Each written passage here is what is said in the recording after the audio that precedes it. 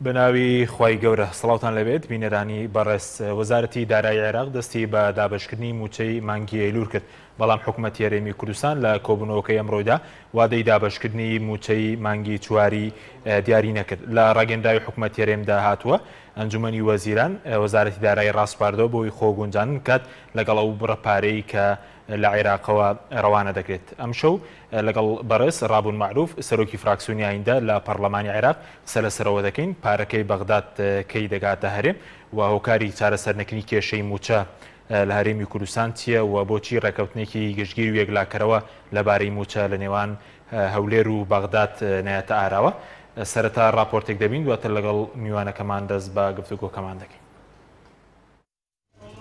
حکوومەتی عێراق دەستی بە دابەشکردنی موچەی مانگی ئەیلول کرد. حکوومەتی هەرێمی کوردستانیش لە کۆبوونەوەی ئەمڕۆیدا وادەی دابەشکردنی موچەی مانگی چواری ڕانەگەیاند. دوای چەند ڕۆژێک لە دواکەوتنی وەزارەتی دارایی عێراق دەستی بە دابەشکردنی موچەی مانگی نوێی موچەخۆرانی عێراق کرد. بە پێڕاگەندراوی وەزارەتی دارایی عێراق پرۆسەی دابەشکردنی موچە چوارشەمە دەستی پێکردووە. ڕۆژی پێنجشەمەش بەردەوام دەبێت و یەکشەمەی داهاتووش دابەشکردنی موچە کۆتایی دێت. بەشێک لە ئەندامانی پەرلەمانی عێراق باز لەوە دەکەن حکوومەتی عێراق پارەی پێویستی بۆ دابەشکردنی موچە لە بەردەستدا بوو بەڵام بۆ دروستکردنی فشار لەسەر پەرلەمان دابەشکردنی موچەی دواخستووە. ئەمەش لە پێناوی ئەوەی پەرلەمان یاسایەکی دیکە پەسەند بکات کە بەهۆیەوە حکوومەتی عێراق بتوانێت قەرزی تر بکات. هاوکات لە سەرئاستی هەرێمی کوردستان ئەنجومەنی وەزیران کۆبووەوە بەڵام وادەی دابەشکردنی موچەی مانگی چواری ڕانەگەیاند. لە ڕاگەندراوی حکوومەتی هەرێمی کوردستاندا هاتووە لە کۆبوونەوەکەدا گفتوگۆ دەربارەی ڕێخستنەوەی خشتەی مانگانی پێدانی موچە کرا و ئەنجومەنی وەزیران وەزارەتی دارایی و ئابووری ڕاستپارد خۆگونجاندن لەگەڵ خشتەی مانگانی پێدانی موچە لەلایەن حکوومەتی فیدراڵەوە بکات. حکوومەتی هەرێم بۆ دابەشکردنی موچەی مانگی چوار چاوەڕێی ناردنی 320 میلیارد دینارەکەی بەغدایە. پێشبینیش دەکرێت هەفتەی داهاتوو حکوومەتی عێراق پارەکە بنێرێت.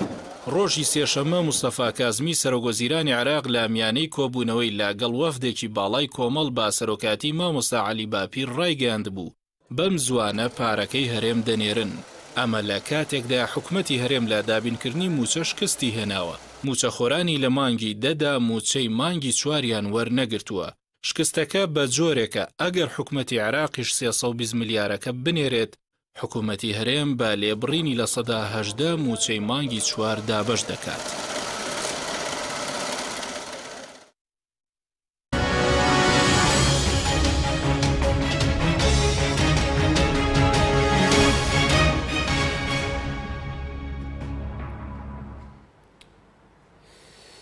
جارێکتر سڵاوتان لەبێت بینەرانی بەڕێز کاگرابوون بەخێر بێن سوپاس بۆ ئامادەبوونتان. ئەگەر سەرتا لەوە دەست پێ بکەین ئێستا عێراق دەستی بە دابەشکردنی موچەی مانگینۆ کردووە پێشبینی دەکرێت هەفتەی داهاتوو 300 میلیارد بڵین 320 میلیارد دینارەکەی هەرێم بنێردرێت. بەڵێ سلااو لە جەنابی شێت هەروەها سەلام لە بینەرە ئازیزەکانی ئێوە. لە ڕاستیدا اتفاقێکی نەنووسراو هەیە لە نێوان حکوومەتی هەرێم و حکوومەتی اتحادی کە ئەو بەشە هاوکاری و یارمەتی یان ئەو بەشە شایستەدارایی کە لە حکوومەتی اتحادی و ڕەوانەی هەرێم دەکرێت لەگەڵ دابەشکردنی موچە لە بەغدادەوە بۆ ئێرەش بنێردرێ بۆ اعتیبارێک کە ئیجراعاتی دابەشکردنی موچە لە بەغداد ئیمانجینۆ دەستی پێکردووە کەواتە چاوەڕە دەکرێت بۆ زوانە ئەو بەشەی کە دەینێرن بۆ هەرێم بگاتە هەولێر. باشە وەکو خۆتان وەکو پەرلەمانتارانی کورد لە بەغداد چیتان کردووە چ فشارێکتان دروست کردووە بۆی هەموو مانگێک ئەو کێشەی دواکەوتنی موچەیە دووبارە نەبێتەوە چ لەسەر بڵین ناستی هەرێمی کوردستان چ لەسەر راستی عێراق؟ ئەو بەشێک کە پەیوەندی بە بەغداد و حکوومەتی اتحادیەوە هەیە لە ڕووی سیاسی و استراتیجی ئەمە ئەوە بۆ کە هەمیشە شایستەداراییەکانی کارمەندان و فەرمانبەران و هێزەکانی پێشمەرگە لە هەرێم و کردەجیاجەکانی تر کە موچە لە دەستگاکانی دەوڵەت وەردەگرن کە ماف و شایستەداراییەکانی ئەوان تێکەڵی ململانەی سیاسی نێوان هەولێر و بەغداد و کێشە جیاجیەکان و مەلەفە هەڵواسراوەکانی نێوان هەولێر و بەغداد نەکرێت. بەڵام هەروەکو چۆن ئێمە لە بەغداد ڕخنە لە حکوومەتی اتحادی دەگرین لە بەرامبەر زوڵمکردن و چەسانەوە لە گەلەکەی ئێمە گەلی کورد مەلەفی چەسانەوە جیاجیەکان بە هەمان شێوەش حکوومەت لێرە حکوومەتێکی زاڵمە زڵم لە گەلی ئێمە لێرە دەکا و هەمیشە گەلی ئێمە کردو بە دەرەعی بەرژەوەندەکانی خۆی و پاراستنی گروپ و نخۆی دەسەڵاتدار لە هەرێم ئەو بەشێک کە پەیوەندی بە حکومڕانی و دەسەڵاتەوەی لە هەرێم بۆ پاراستنی بەرژەوەندی خۆیان و کۆمپانیا جیاجەکانیان ئەو گروپی ئێستا کە دەسەڵاتیان بەدەستی خۆتان زان بوون بە گروپێکی بازرگانی و خاوەن پارە و سەرمایە و گوزاری کەەوە ترسناکترین ئاڕاستەیە لە سیاست و بەڕێوەبردنی دەوڵەتدا ئەوان بۆ بە خاتری پاراستنی بەرژەوەندی ئەو کۆمپانیانە هەموو جارەگەل ئێمە دەکەن بە قوربانی وەکو دۆسیەکی ڕاستەخۆ ئاماژە بکرایەوەی ئەو ڕێکەوتنانی کە لەنێوان حکوومەتی اتحادی و دەسەڵات لە هەرێم دەکرێت هەرێم التزاماتەکانی جێبەجێ ناکە هەر بوون ئەو بەشێکە پەیوەندی بە التزاماتەکانی حکوومەتی هەرێمەوە هەیە لە دۆسەی نەوت و گاز هەروەها لە دۆسەی گومرگ و دەربازە سنووریەکان التزاماتە دەستوریەکانی خۆی جێبەجێ ناکە بەڵام ئەو معناوی حکوومەتی اتحادیش کەم و کورتی نیە طبعاً لە بەغدادیش هێزی شۆڤێنی و دژە کورد و دژە کوردستان هەن کاتێک کەم و کورتی لە هەرێمەوە ڕوودەدا ئەوان ئەوە گەورە دەکەن بۆی کە فشار بخەنە سەر حکوومەتی اتحادی کە مافە شایستەدارایی و مافە جیاجەکانی تری گەلی کوردستان و هەرێم جێبەجێ نەکات واتە ئێمە نێوان گەلی ئێمە و نوێنەرە دڵسۆز و ڕازگۆکانی کەوتونەتە نێوان بەرداشی دوو دەسەڵات و حکوومەتی زاڵمەوە هەم دەسەڵات لە بەغداد هەم دەسەڵات لە هەرێم ئێمە ئەرکمانەوەی لێرە لە هەرێم فشار بکەین سەر دەسەڵات و حکوومەت لە هەرێم کە حکوومەتێکی لانی کەمی چاودێری مافەکانی خەڵک بۆ مافەکانی خەڵک جێبەجێ بکە لە بەغدادیش طبعا ئێمە فشارەکانمان لەسەر حکوومەتی اتحادی بۆ ئاراستەیە کە مافەکانی خەڵکی ئێمە نەکاتە قوربانی ملمانە جیاجەکانی هەولێر و بەغداد بۆیە لەو ئاراستەیە بۆ ئاراستەیە بەردەوام بڵێن هیچ فشارێکتان کردووە ئەگەر کردوتانە هیچ بەرهەمێکیەوە بە تایبەتی لەسەر حکوومەتی هەرێم لەگەڵەوەی کە پارەکەی بەغدادیش مانگەکانی پێشوو نێدراوە بەڵام لێبڕین هەبووە یاخودەوەی کە پێوەستە بە موچەی فەرمانگە فیدراڵیەکان موچەی 5 مانگیانات بوو یەک مانگ دابەش کراوە ئەو بەش ئەوەی کە تۆ ناوتنا بڕین لەلاەن حکوومەتی اتحادیەوە واتە یعنی بابڕین ئەو بەشێکە لە حکوومەتی اتحادیەوە داهات بۆ هەرێم ئێستا کەمی کردووە بۆی بینەرە ئایزەکانی ئەوە تێبگەێنی مەبەستی تۆ چییە؟ ئێمە لە کاتی خۆیدا بودجەی ساڵی 2019مان لە پەرلەمانی عێراق دەنگ بۆ داو تێمان پەڕان ئەو میزانێ و بودجەیە لە ڕاستیدا بۆ 1 ساڵ بوو بەڵام بەهۆی ڕووداوە جیاجەکانی بەغدا و عێراق و خۆپیشاندانەکانەوەی کە ناسران بە خۆپیشاندانەکانی تشرین نەتواندرا بودجەی ساڵی 2020 لە پەرلەمانی عێراق دەنگی لەسەر بدرێ و ئامادە بکرێت دەنگی لەسەر بدرێ بەپێی یاسا کارپێکراوەکان لە عێراق و زۆربەی دنیا شەروایە مادام بودجە میزانی ساڵی 2020 ئامادە نەکرا حکوومەت بە مانگ لەسەر بودجە میزانیەی ساڵی پێشووتر کە دەکاتە ساڵی 2019 بەردەوام دەبێت لە ساڵی 2019 حکوومەتی اتحادی التزاماتەکانی خۆی لە بەرامبەر هەرێم تا ڕادێکی باش جێبەجێ کرد و بوو بە پاڵپشتێکی باش و تەنانەت بژانەوەش لە هەرێم هەم بژانەوەی بار و گوزەرانی کارمەندان و موچەخۆران و هێزەکانی پێشمەرگەش موچیان وەردەگرت مانگانە هەم کاریگەری پۆزیتیفی خستە سەر پرۆژەکان و بژانەوەی ئابووریش لە هەرێم بەڵام کە ساڵی چەندمانجێکی ساڵی 2020 هات تاو کاتی حکوومەتەکەی بەڕێز عادل عەبدولمەهدی لە بەغداد دەسەڵاتدار بوو تقریبا بەردەوام بوو چەند یەک دوو مانگی ئەخیر نەبێ بەردەوام بوو لە ناردنی هەمان بڕی شایستەداراییەکان بۆ هەرێم بەڵام ئەوە لەگەڵ ئەوەشدا کە دەسەڵات و حکوومەتی هەرێم وەکو خۆی میزانی 2020 جێبەجێ نەکردبوو بۆم بە زمانێکی شعبی و عامە هیچ بڕەنەوتێکی لە هەرێم دەردەهێنرێ و دەفرۆشرێت تەسلیمی سۆمۆ نەکردبوو کە ڕێکەوتنێکی وا هەبوو کە هەرێم ئەو ڕێکەوتنە جێبەجێ بکە بەڵام دوای هاتنە سەرکاری حکوومەتی تازە و گۆڕانکاری لە بارودۆخی سیاسی لە بەغداد و تەنانەت ئەو قەیرانە اقتصادی و دارایی کە ڕوو لە عێراق و جیهانیش کرد بەغداد نەیدەتوانی وەکو پێش و هەمان بڕەپارە بنێرێ بۆ هەرێم بەبێ ئەوەی هەرێم التزاماتەکانی لە بابەتی دۆسی نەوت و گاز و دەروازە سنووریەکان جێبەجێ بکات بۆیە ئەمە کاریگەری کردە سەرەوەی چەند مانجێک هەر نەنێرن دواتریش کە ئێستا بە دەست بەناردنی بڕێک کراوە بڕەکەکەم کراوەتەوە بۆ شتێک زیاتر لە 300 میلیارد دینار طبعا ئێمە ئەومان پێ ناخۆشە یعنی بە خاڵی یەکەم لەم بابەتە بۆ لای ئێمەوە بە هەر نرخێک بێ ئێمە مافی خەڵکی کوردستان نەک نخبەی دەسەڵاتدار خەڵکی کوردستان ئەو خەڵکەی لە کوردستان زوڵمی لێ دەکرێت و دەناڵێنێ بە دەست ئەم سیستەم و دەسەڵاتە خراپەی کە لە هەرێمەوە کە هەرێم دەستی بەسەر هەرێم داگرتووە بەڕێوەی دەبا بۆیە ئێمە بەلامانەوە گرنگە حکوومەتی اتحادی ڕازی بکەین یا کارێک بکەین حکوومەتی اتحادی بەقەدەر پێویست شایستەداراییەکانی هەرێم بنێرێت بەس ئەمە معنای ئەوە نی حکوومەتی هەرێم بێ باک بێ و گوێ نەداتە ئەوەی کە حکوومەتی اتحادی لەژێر فشاری شەقام و هێزە جیاجەکانی بەغدا و عێراقدایە ئەوان ناتوانن ڕێگە بدەن کە حکوومەتی اتحادی بەردەوام هەمان بڕۆ پارە بنێرە بۆ هەرێم و هەرێمیش التزاماتێکی دەستوری و لە بەیۆن بە دۆسیەکان دۆسی نەوت و گاز و دەرواز سنووریەکان نەگەن بە ڕێکەوتنێکی شامل و شەفاف لەگەڵ حکوومەتی اتحادی ئەمە ئەو وێنەیە و چەشەیە کە ئێستا لە نێوان حکوومەتی اتحادی و هەرێمدا گیری خواردەوە قوربانی و باجەکەشی ملەتی ئێمە دیدا بەداخەوە بۆیە ئێمە یعنی ئەمری واقعی ئێمە ئەوەیە لە ڕووی سیاسی ئەمە هەم ئۆپۆزیسیۆنی حکوومەتی اتحادین لەوێ هەم ئۆپۆزیسیۆنی حکوومەت و دەسەڵاتی هەرێمیشن لێرە پێمان وایە هەردوو لە مەبەستم لێرە بە دیاریکراژ لە حکوومەتی اتحادی بۆی تۆزێک واضحترین بەستم خودی سەرۆکی حکوومەت نییە بەستم دەسەڵاتە لە بەغدا بە دەسەڵات لە بەغدا سروشتەکەی وایە کە ناوەندی جیاجیای نفوذ و دەسەڵات هەیە کە بەشێکی زۆری ئەو ناوەندانە حیزبە گەندەڵەکان لە بەغدا زاڵم بەسەریدا ئەمانە فشار دەکەنە سەر بەڕێز مستەفا کاظمی و حکوومەت و کابینەی ئێستا کە نەتوانێت ئەو التزاماتانی کە ئەوان پێیان باشە بەرامبەر هەرێم جێبەجێ بکەن نەتوان جێبەجێ بکەن ئەوانە ئەو گروپ و دەسەڵاتدارانەی بەغداش کە حیزبە جیاجیا فاسدەکانی دوای 2023 لە بەغداد وەک ئەمانەی ئێرە فاسد و گەندەڵن تقریبا یعنی ئەو هارمۆنیان دروست کردووە کە عێراق لە کوردستانی ئازیزەوە تا دەگا بە بەسرە کۆمەڵک گەندەڵ و فاسد بەڕێوەی دەبن باشە ینی هاوڕای لەگەڵەوەی کە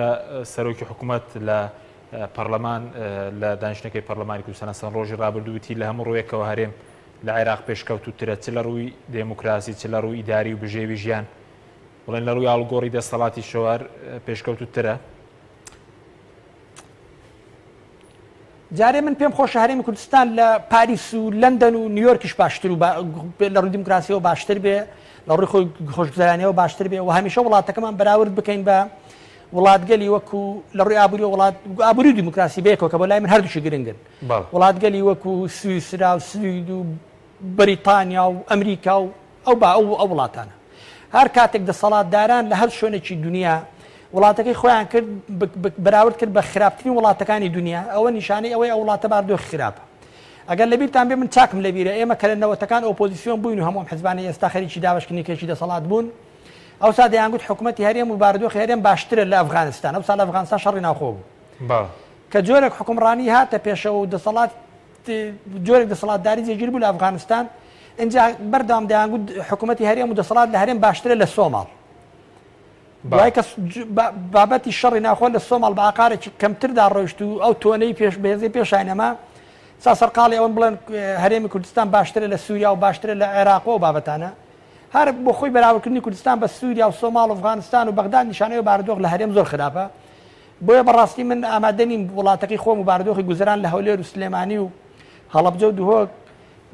بپێوم بەوەی کە لە بەغداد باشترە یاننا من وڵاتەکە و گەلی خۆم پێم وایە گەلی کورد شایستی ئەوەیە باشتری ژیان و گوزەرانی بۆ دابین کرێ ڕابردووی گەلی ئێمە خەبات و تێکۆشانی گەلی ئێمە شایستی ئەوەیە کە وڵاتەکەمان بەراورد بکرێت بە باشترین وڵاتەکانی دنیا و بە خۆشگوزەرانترین وڵاتەکانی دنیا و ڕاقیترین و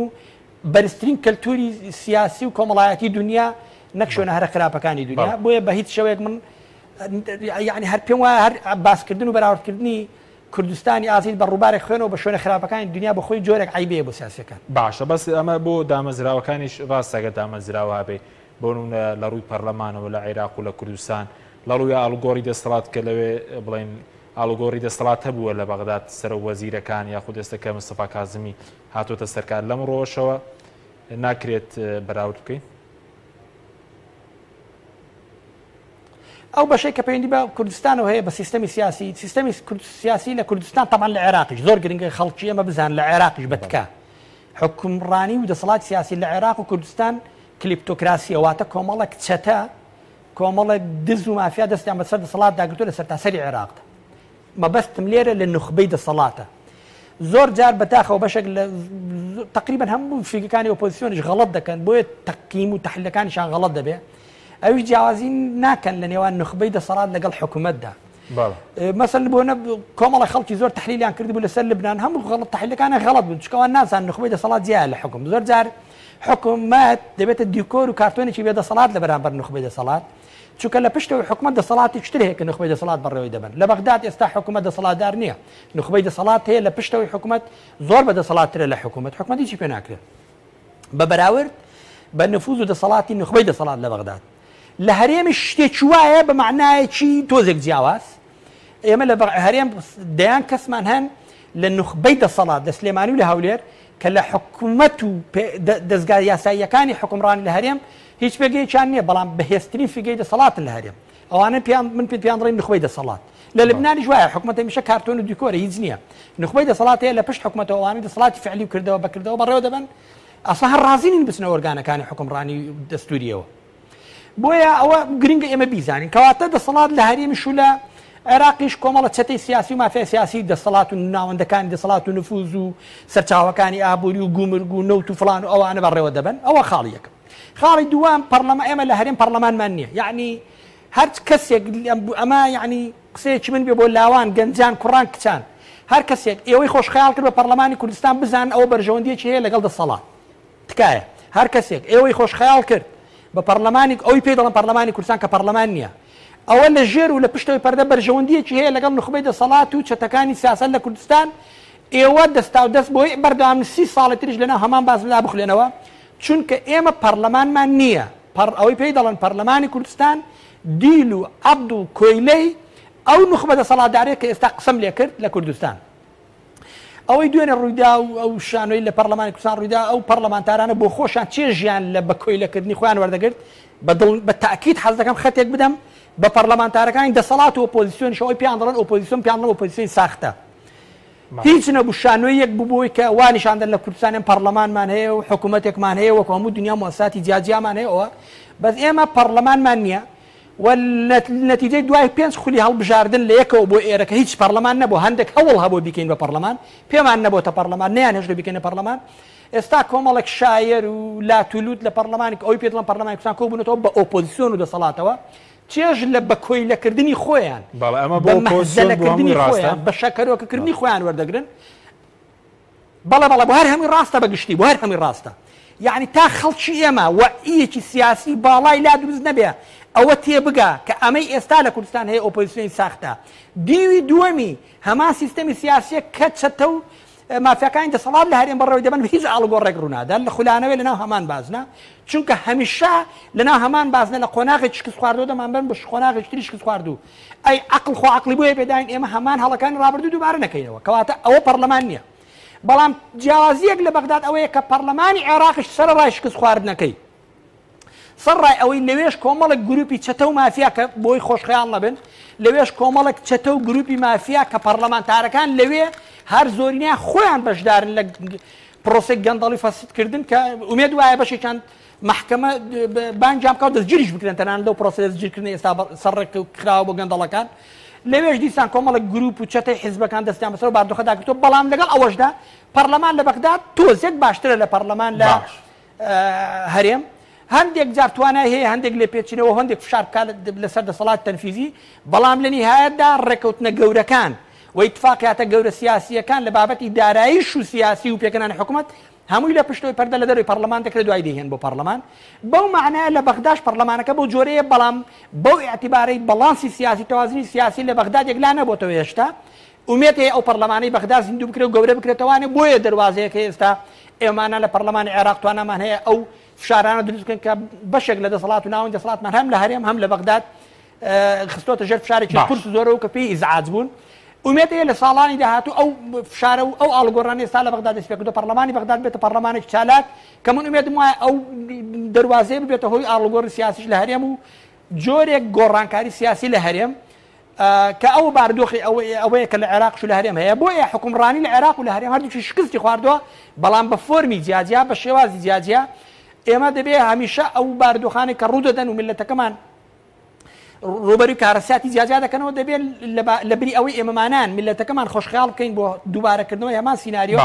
دەبێت وانە لەو غەڵەتانە وەربگرین بۆی بەرەو ئاقارێکی تر بڕۆین نەک دووبارەکردنەوەی هەمان غەڵەت و سیناریۆ سیاسیە شکست خواردوەکانی پێ باشە سەبارەت بە کێشەی موچە لەسەر ئاستی کوردستان پێتان وایە بۆچی موچە دابەش ناکرێ داهاتمان هەیە بان قەستە یاخود هەرەوەندە لە توانای حکوومەتی هەرێم و دەسەڵاتدارانی هەرێمدایە ئەوەی کە بارودۆخی کە خۆیان ناویان ناوە خۆگونجاندن جارێ من پێم ناخۆشە بەداخەوە یعنی بارودۆخی لە هەرێم دروست بووە بابەتی موچە بۆتە هەمێکی گەورە موچە دەبێت دابەش بکرێت خەڵک بۆیە ئیشی دەکەن لە دامەزگاکانی دەوڵەت حەقی خۆیانە لە بەرامبەر ئەوە دامانگانە موچی خۆیان وەربگرن لە هەندێک وڵات موچە هەفتانە یار بۆ زانیاریتان لە بەریتانیا موچە هەفتانە هەموو هەفتە هەموو کەسێک موچەی خۆی بەردەگرێت. باڵ وڵاتی ئەمە وڵاتێکی دەوڵەمەندە ئەگەر سیستەمێکی سیاسی نیمچە شەفاف و نیچ و دادپەروەریشمان هەبێ بە ئاسانی بە داهاتی ناوخۆ و بە گومرگەکان ئەگەر نەوت و غازیش نەفرۆشین ئێمە توانین موچەی هاوڵاتیانی خۆمان دابین بکەین. ئەگەر سیستەمێکی سیاسی سەرکەوتوو ئەوەی پێڵە حکمی ڕەشید دەسەڵاتێکی گود گۆڤێرنانس دەسەڵاتێکی سالم و سەرکەوتوت هەبێ. ئەم دەسەڵاتێکی نەسالمە و نەسەرکەوتوو دەسەڵاتێکی کست خواردووە. پێشتر وەسفی دەسەڵاتەکەمان کرد کە دەسەڵاتی چەتەکانی سیاسەتە نخبەیەکی دەسەڵاتداری کەم لە پارتیوێکێتی کە لەگەڵ ڕێزێکی بێپایان و زۆرم بۆ سەدان هەزار ئەندام و لایەنگری پارتیوێکێتی و حیزبەکانی تریش کە ئەوانە خەڵکی نیشتیمانپەرۆر دڵسۆزن ئەوانیش وەکو من و تۆ خەمباری ئەم بارودۆخەن بەڵام نخبەیەکی دەسەڵاتداری بچووکن لە ناو پارتیوێکێتی و هەندێکش بە دەوریانەوە لە گۆڕان و لە شوێنی تر سەرقاڵی دابشکردنی بەرژەوەندیەکانی خۆیان و بردنە پێشەوەی بەرژەوەندی کۆمپانیەکانی خۆیان و ئەم بارودۆخان ڕوبەڕووی ملەتی ئێمە کردوێتەوە. بە هەر حاڵ ئەو قەیرانی موچە ئەوەی کە تۆ ئاماژە بۆ کرد موچە و گوزەرانی ڕۆژانەی خەڵک پەیوەندی لێکەوتەی ئەم دەسەڵاتە سیاسیەیە. ئەم دەسەڵاتە سیاسیە کەوتۆتە سەرڕێکی یەجگار فاسد و گەندەڵ. ئەم گەندەڵیە بۆتە ئەوەی بە زمانی ئینگلیزی پێی دەڵێن سیستەماتی کۆڕەپشن ینی جۆرێک گەندەڵیە بووە بە سیستەم. جۆرێک گەندەڵی سیستەم دروست بووە کە سیستەمەکە پێویستی بە گەندەڵیە. بۆ نمونە یعنی تەنها بۆ نمونەیەکی سادە بۆی خەڵکی بەڕێز و جۆگر لێمان تێک بگەن. ئێستا دوو حزب دروست بووە لە حزبی سیاسی نین ئەوەی پێ دەڵێن پارتیوێکێتی. ئەم دوو بەناو حیزبە حزب نین دوو کۆمپانیای زەبەلاحن مۆزەفیان دروست کردوون بە پارە ناهێڵن ئازادیەکانە لێ زەوتکردن و وەلایان لێکڕیون. ئەمانە هەزاران مەقڕ و دەستگای ڕاگەیاندن و دەستگای ڕاگەیاندنی سێبەر و ناوەندی جیاجیای حیزب و جاسوسیان دروست کردووە. ئەمە